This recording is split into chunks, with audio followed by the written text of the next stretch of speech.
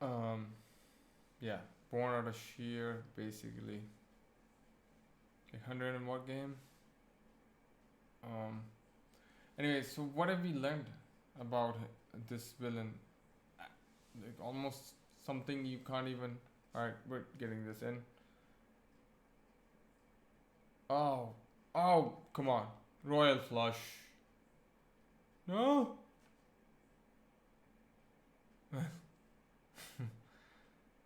Yeah. So, yeah, exact. So, what happened? Like, what did we learn there? Um, 1 second.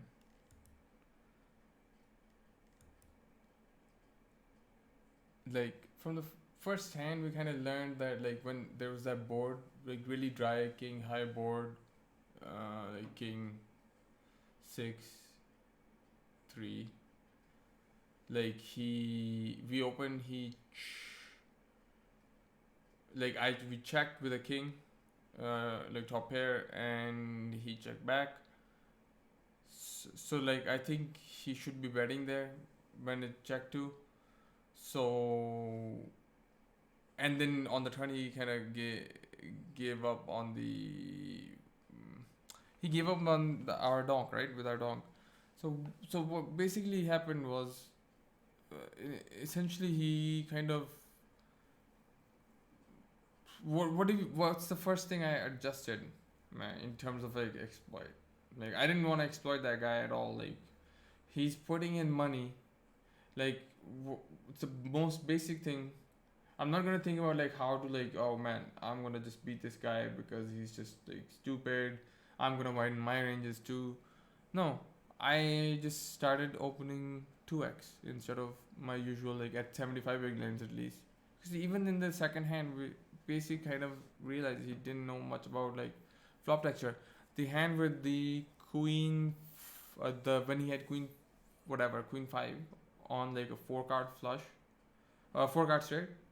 Like, we were basically betting to chop.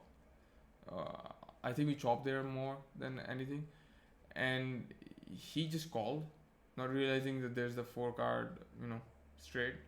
So, like, basically something that our heart can't even tell us, uh, is like was ascertained by just like first 5 hands. Because, yeah, like, I made a minor adjustments that not many people would even think of, which was just like start opening smaller. This guy's like three betting. We saw his three bets being all kinds of, like, sizes, and he's VPIPing so much. Like, I don't know if you saw the last stat, that 70 was VPIP. The green thing up there is VPIP in the hard. So and then he kind of got tight when stacks were kind of equal, and finally ended up with the when we got him with the Jack 9 and King Queen. He, um, you know, whatever, man. Like, he kind of like that was kind of like a standardish game at that point. And then after that, the up till then, and then after that, like, he started like jamming again, and then we just picked up like King Queen suited, you know. All right, I'm gonna tip that. But do they actually hear that when you tip the ball? So, anyways, the main point is, like, those were some adjustments I made, because game theory really doesn't say that, like, hey man, like, use this theory, and or like, this strategy, because it's gonna lose you money. It's not. It's actually a theory to make you money. It's, there's certain things that I hate, which, like, when people talk about balance for balance sake, like, that's kind of like not understanding the exact essence of it. But just think about it, like, what, like, it's not a strategy that is in any way saying, like, oh man, take the most negative EV line ever. Sure, are there better lines? Yeah, probably. But in a distribution of hands, probably not. uh, yes, they're like that heads up guy. You could quickly make adjustments, but it was like the same guy, a very simple ratio of small blind, big blind, small blind. It's easier to like understand how someone's playing.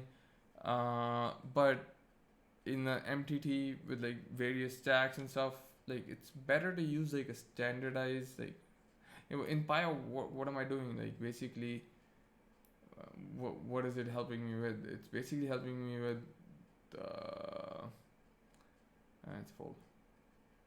It's basically I look at it to kind of like figure out where I'm probably losing some money, where I could like maybe have a situation where there could be parts of my range or like at least frequencies at which I could like check raise and like with a shit combo and like get like something like king queen to fold on like an ace king X board on like close to the money or something like that. And also like places where I might be getting exploited. So like any kind of deviation that I need to make, I will need to know the game theoretical answer because it's a model, right? Like physicists make models of the universe on their computers, so it's not like a real world, but it's almost so. With bio, it's so much close to uh, like you could like copy pasta like something from solver and like use that exact like frequencies and stuff like that, memorize all of it and you'll be fine. But I won't do that. That probably like, would narrow your vision a little bit, like but it's just to see what's going on in any spot. It makes you learn certain things, like it'll make you learn something when like um, like where you can like fill the gap between say like you have say about 40-45 combos of straights, sorry, flush combos and like say 90ish or 80 to 90 straight trips, sorry, my bad. And you've got like jack 10 or something with the board being ace queen queen 9. Well, say like the other guys from like early middle-ish position and you guys are like not that deep but like say 50 big blinds. Maybe that turn is like a good turn if you have like say there's two spades on the board, you've got a jack of spades and the third spade came in with that 9. One of the none of the one of the queens was a spade, right? So like if you were to think about like what else in your range in your big blind, yeah, you'd come up with like probably a little bit more combos of like flushes, flush, the flush that hit on the turn. But the fact that you've got like a jack high flush to draw to, there's an ace and a queen on the board. Now the ace is also of spades, so like he doesn't have ace king of spades, so there's not that many like good like nutted. He doesn't have a nutted range. You can basically donk there from the big blind and on the turn, and you also have like fallback. You're not turning the entire deck into a bluff. Like your bluffs are constrained by the deck. But yeah, he's not gonna two bet with something like ace king. Um, if you so like stuff like that, like um, it's pretty easy because again if you are say folding a mediocre hand to a c bet or even a reverse like small bet, and you're always doing it, and you always say I folded this hand, well then you're wrong. You didn't fold a hand. You folded a distribution of hands. Even if you have a non-observant, opponent, you yourself don't really care about like GD or whatever. I mean, you're still. It's a game of imperfect information, so you're still like kind of folding a distribution of hands, right? And also like it's very good to think about your own range. Also to think about the the exact combo that you have and where it stacks up in your range, that will help you a lot with, you know, figuring out you know you know uh, when to bluff or not, or like where you are, and all of that is like practice and learn from, solvers. Like there's computers. Most poker players that I know that play online are younger generation. um, why would you not utilize technology at this like point in time, when you do actually, but you use the HUD, which is basically like, yeah, sure, I've got like 3.4K hand on someone, but that's not enough data.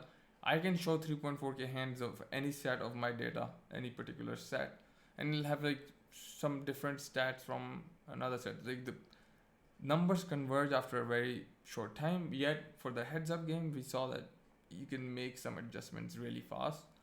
And also, you're just basically being exposed to tendencies on a random, right? Like the guy is opening, you just got onto the final two tables.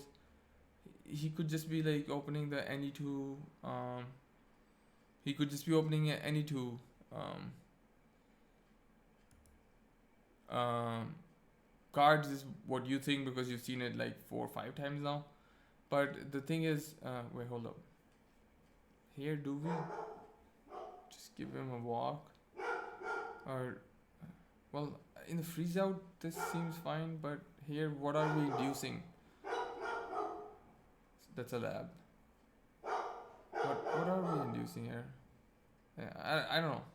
This is probably wrong. But like at this point in the game, the final two tables, I'm gonna be looking at all hands, although I will still be marking some of them.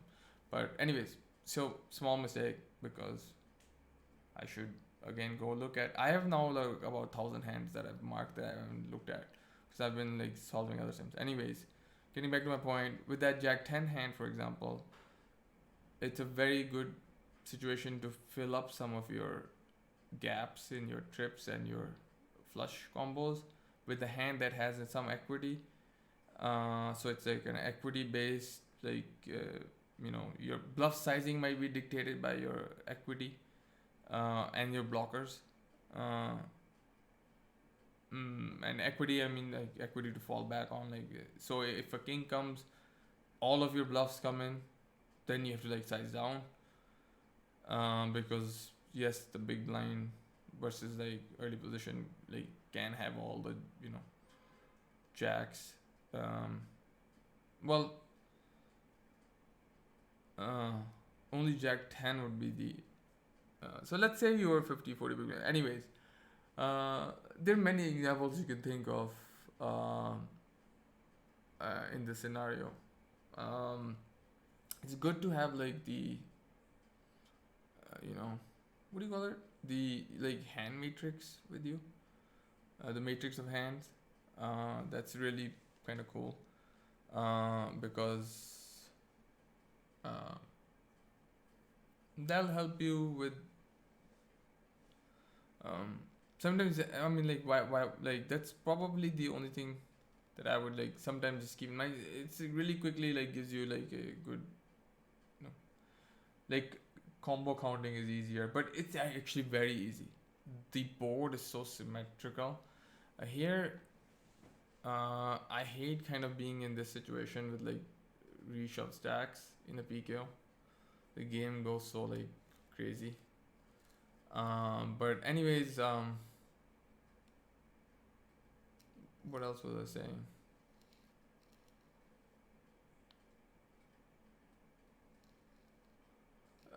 Yeah. So anyways, like exploits can't, like what is an exploit, right? Well, it's born out of a strategy, and usually out of game theory, uh, game theoretical like solution, like Nash equilibrium, because an equilibrium solution is basically the convergence of your EV to the highest maximally exploitable strategy that you can um, implement versus say in range that we inputted. Now again, it is a model, and if two players that were really great players were playing versus each other, trust me, and they were like heads up and stuff. Trust me, they would just end up playing GTO. They would have to, like, if they were that good, their like frequencies and the weights and everything was, you know, on point. Like, they would just be playing game theory optimal, and they would not be deviating from that. It's, I mean, like, there's even like, if you think about something like picking the fourth ace, if you were asked to pick the fourth ace from like a deck of shuffled cards, the the the Bayesian probability is some non-zero number, right? Let's say it is one out of 52, because you do have to just pick a card out of like one. Like, you have to pick a card, and it has to be one of the 52 cards in the deck. And um so I'm just basically asking you to like pick an actual card, but yeah, it's the fourth ace, so there's some permutations there. So what would be the best position to pick it? Well, say you could solve this on Pio. The first thing it would say is, well, definitely don't pick the first three spots, right? Because you'll never be right. You'll always lose the game. It's already a game that's not, you're not gonna win that often. Hold up, what should we be doing here?